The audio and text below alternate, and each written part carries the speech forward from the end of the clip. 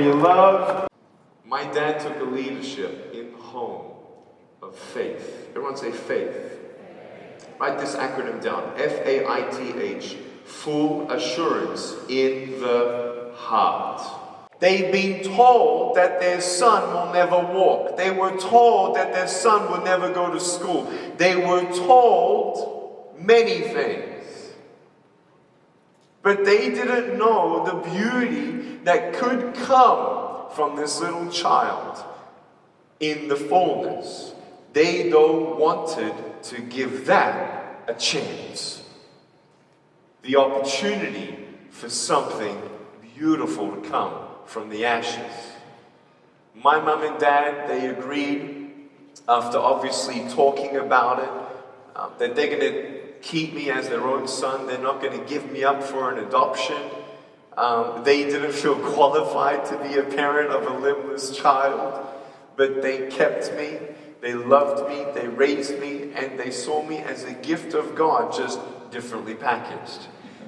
They later had a son and a daughter after me, and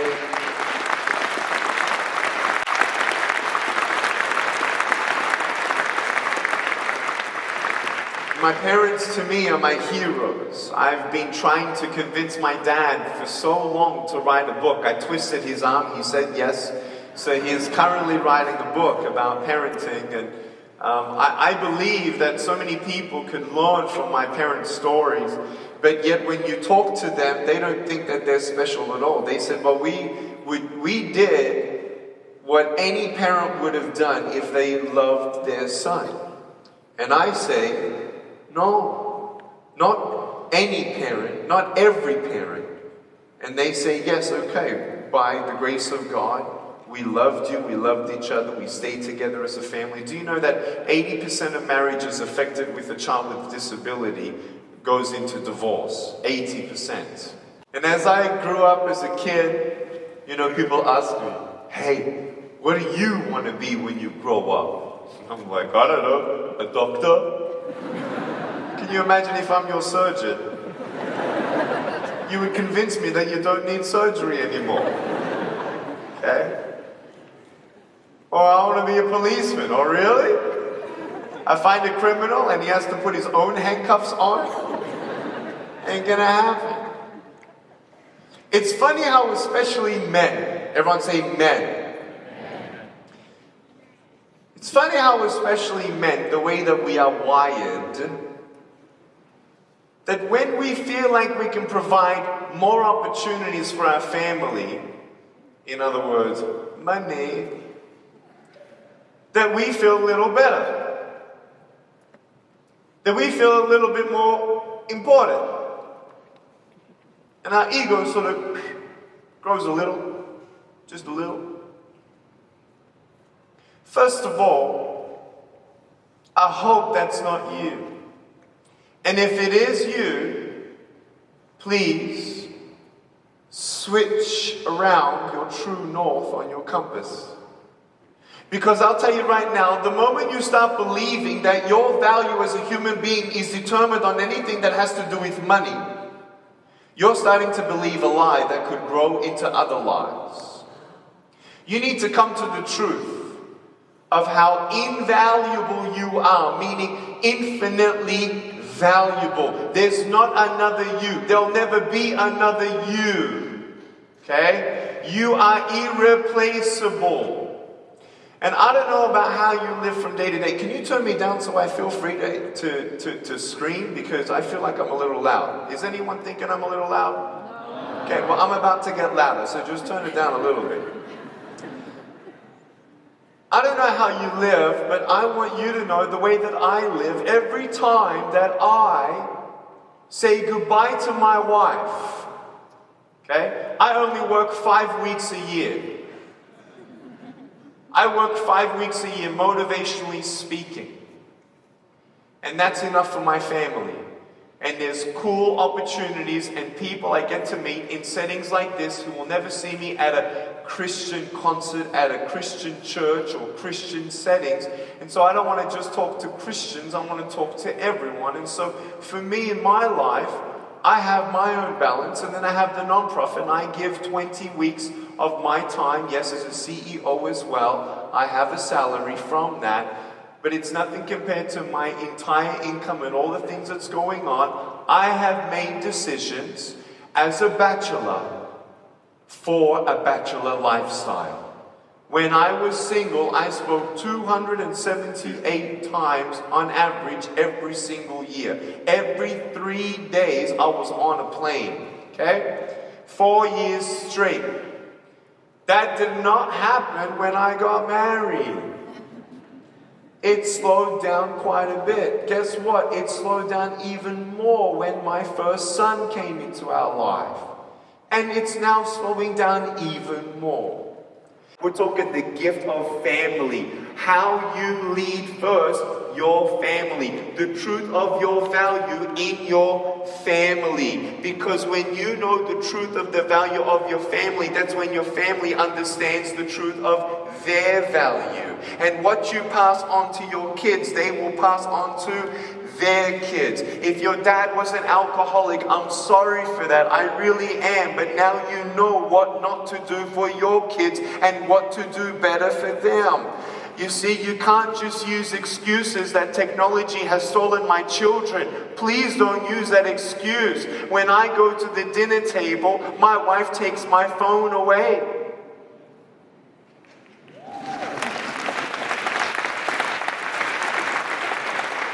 No one's going to die if no one hears from Nick Vujicic after 5 p.m. that day. No one's going to die. I'm not a doctor on call. I'm a CEO of 14 employees. No one's going to die. They can wait till tomorrow. Correct? When I am with my family, I am with my family, and I am present there in the mind and the heart. Family is so, so, so important.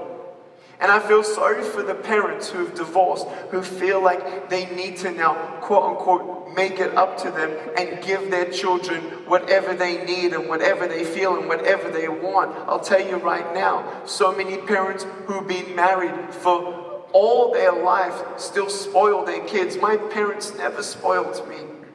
They never did. If I wanted to buy something at the store, guess who bought it? I did. With whose money? My money. How to get the money? I vacuumed the house for $2 a week. 6 years old. That was my chore. Everyone say chore.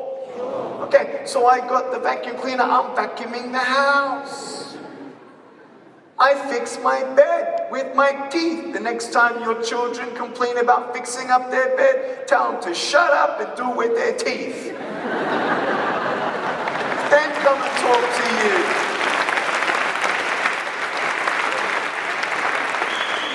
It's not about being rude. It's not about being, how do you say, strict. It's teaching them value. When you earn $2, you think twice what you want to buy. Yes? Good. Then you start learning to hear about what saving is and what investing is. And that's why Nick bought his first investment property at age 19, flipped it for 50% in 12 months.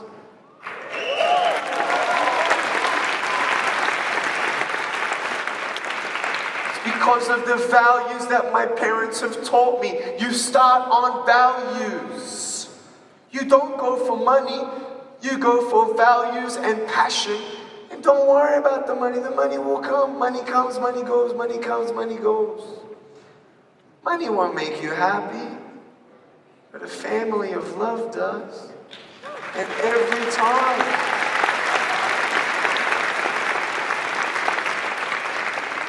And every time I come home, it was a home of refuge.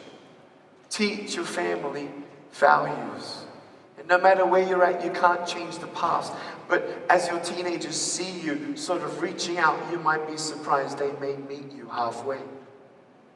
I'm going to tell my daughter every day, if I ever have a daughter, you're beautiful, you're beautiful, you're beautiful, you're beautiful, you're beautiful. You know what she's going to say? Of course you're going to tell me I'm beautiful. I'm your daughter.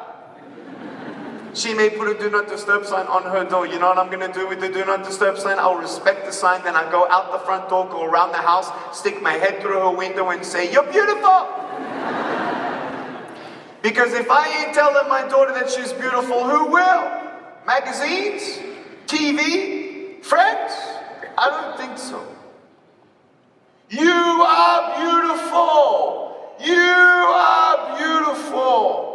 I love you and I believe in your full potential. I don't care how you look. I don't care what you have. I don't know what education you have. I don't care about that. I love you. You are irreplaceable. Every soul on this planet is valuable. There is not one soul who's more valuable than another, and there is not one soul that is less valuable than another.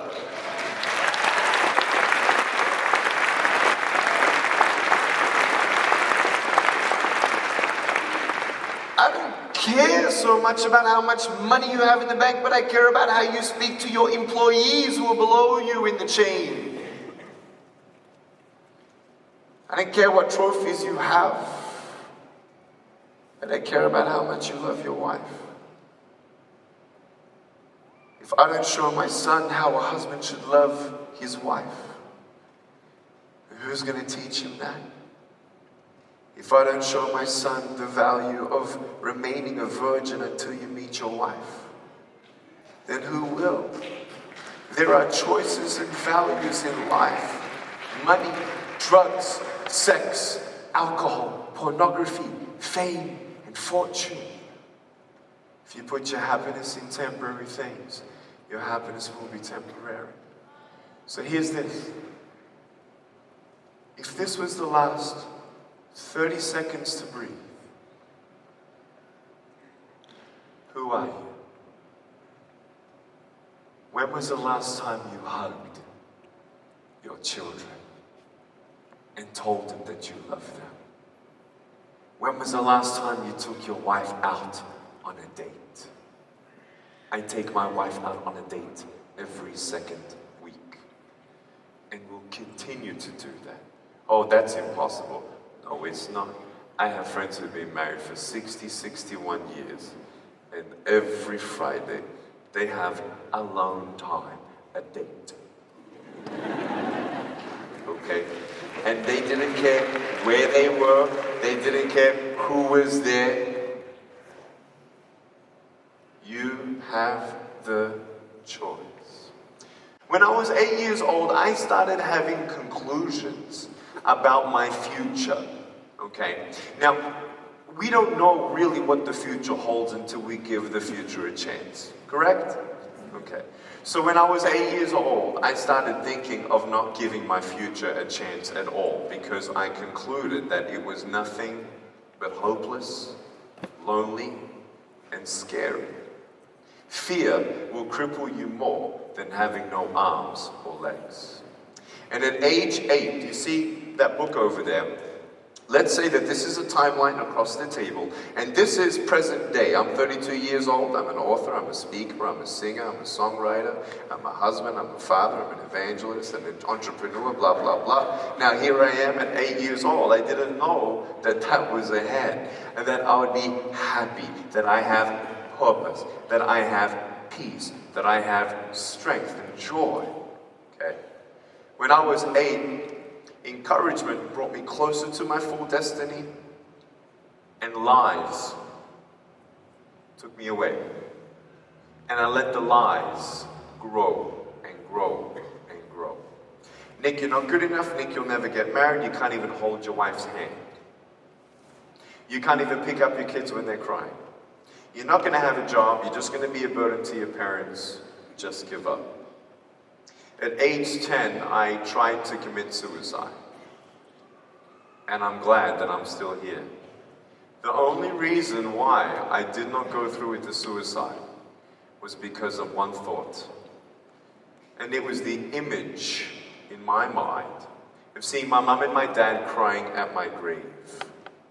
I couldn't do that to them.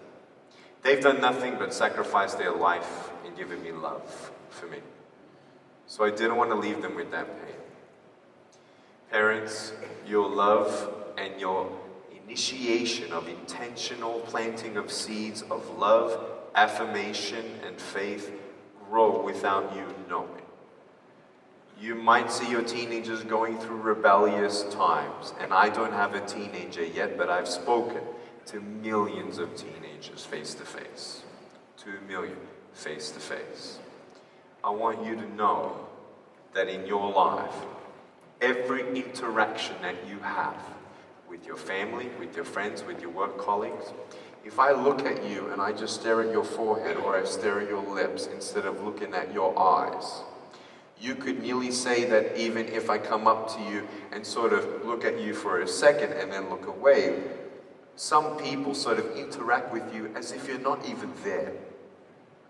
When you interact with someone and you look them in the eyes and you say, "Hi, how are you?" "Oh, I'm fine." But you know deep down something about that fine that she just said or he said, there's something not fine. No, really, watch this. Then you say, "No, really, really, are you okay? Do you want to go have a coffee?" Regardless if they say yes or no, do you know what you've done? You've planted a seed in their mind and their heart that they're actually worthwhile. Of those couple seconds that you took. When you look at strangers down the street, you don't know who's already thinking that they are worthless and they are invisible because of what their family has done to them or their best friend has done to them or their husband or their wife. And you look at them and you just take a second to look them in the eye, in the soul, in the windows of their soul and smile. Or you're at a cafe and you buy someone a coffee. For what? Just because. Now, I'm not a good person for the sake of me going to bed and saying, "I'm a good person." I'm not a good person to do good deeds to just tell my ego, "Hey, did you see that? Yeah, Nick, that was pretty good. Oh, thanks, Nick." I didn't do that. I do good to plant seeds for them to find their full potential. For them to know that they're loved. Tell yourself first the truth of your value and then emanate that to others. That's what my parents did for me. And when you realize the lies, they're just a voice. You know what you can do in that voice? Talk to the foot because the ears ain't listening. And you turn around and you take one step at a time, one step at a time, one step at a time. Now here's the key, the practical steps. Here it is. I'm going to give you 7 points today that you can always come back to. Number 1, an attitude of gratitude. Everyone say, "I am thankful." Let me tell you, one day I'm on the football field and my friend is kicking a soccer ball to me and I'm a short guy, okay? And the ball was coming at me like a missile. Do you understand me? I was so scared my knees were shaking. The ball was coming at me and I'm thinking, man, what am I going to do? What am I going to do? It's going to hurt me. So I'm thinking, can I headbutt it? No, it's a little bit too low to headbutt. Can I kick it? No, it's a little bit too low to kick. So, you know, like the Matrix, everything goes in slow motion.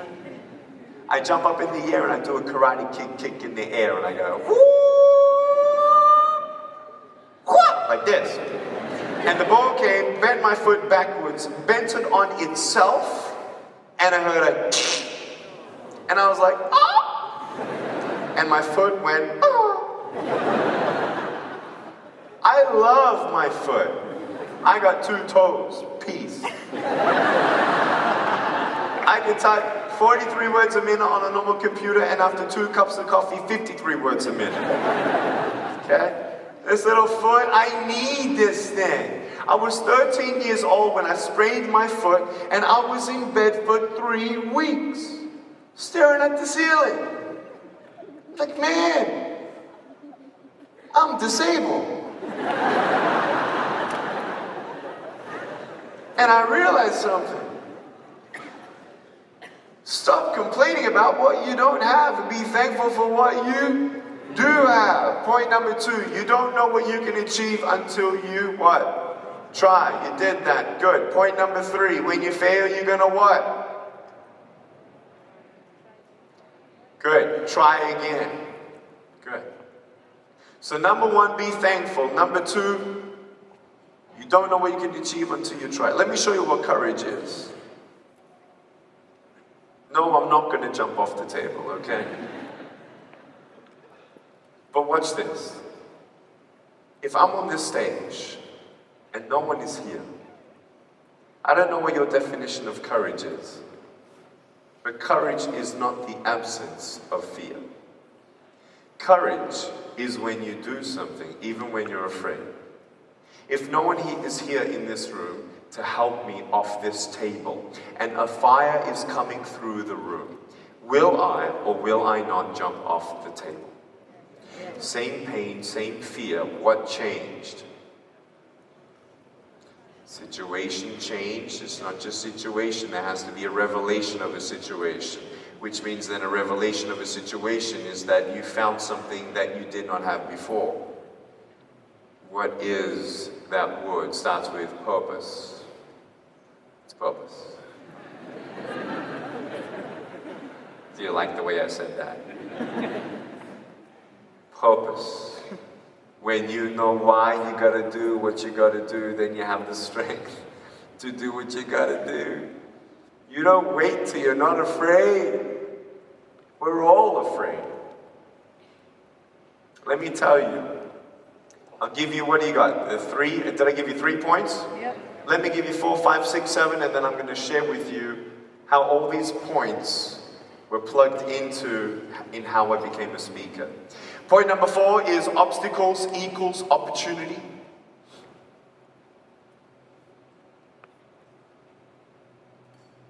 Point number 5 is failure equals education.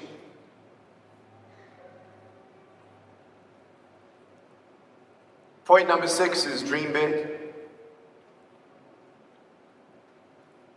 And point number 7 is never give up.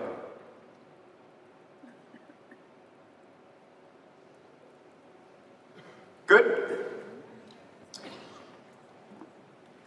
So I was 17 years old, and you know my humorous self as a teenager, doing many things and sparking up conversations with different strangers. But a conversation that I never thought I'd really have was with the janitor at my school one day.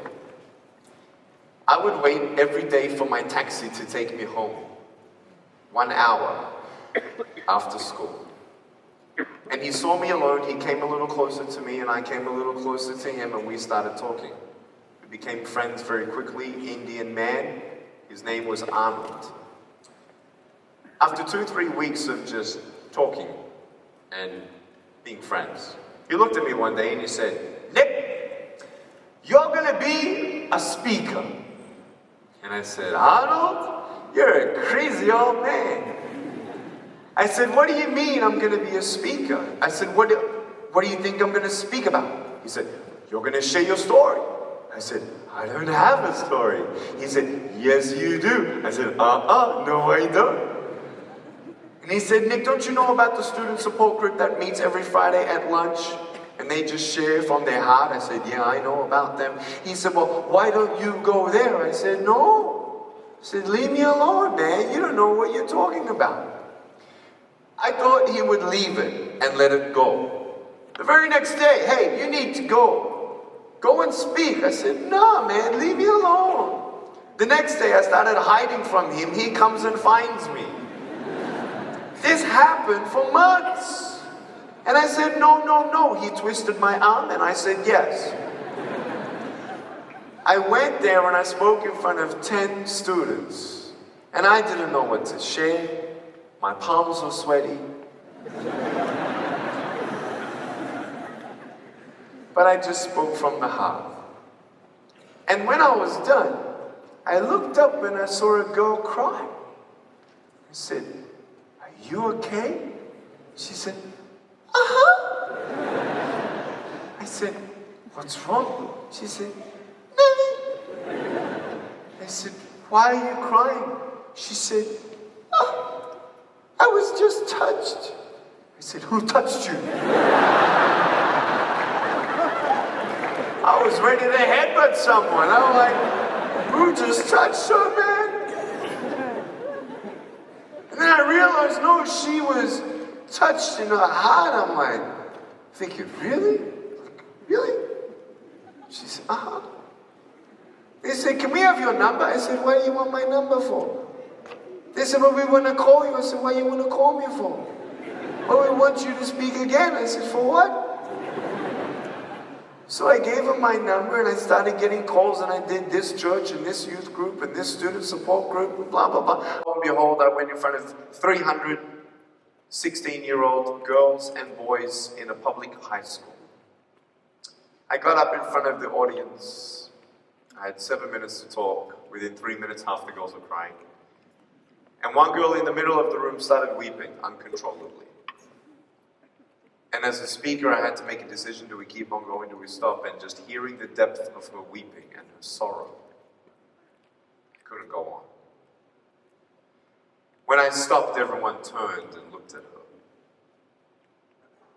And she slowly raised her hand and she said, I'm so sorry to interrupt, but can I come up there and give you a hug? I said, sure.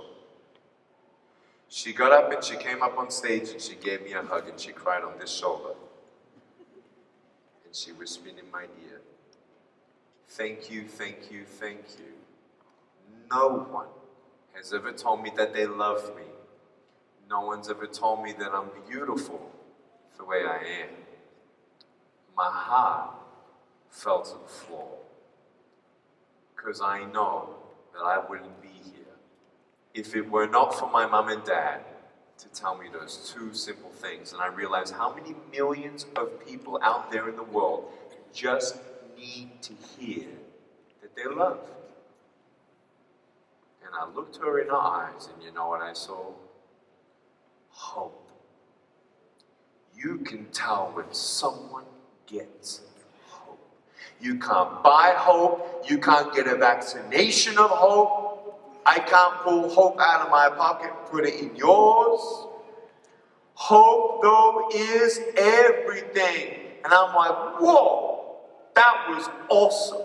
I came home and I said, Mom and Dad, I know what I want to be for the rest of my life. My dad said, good.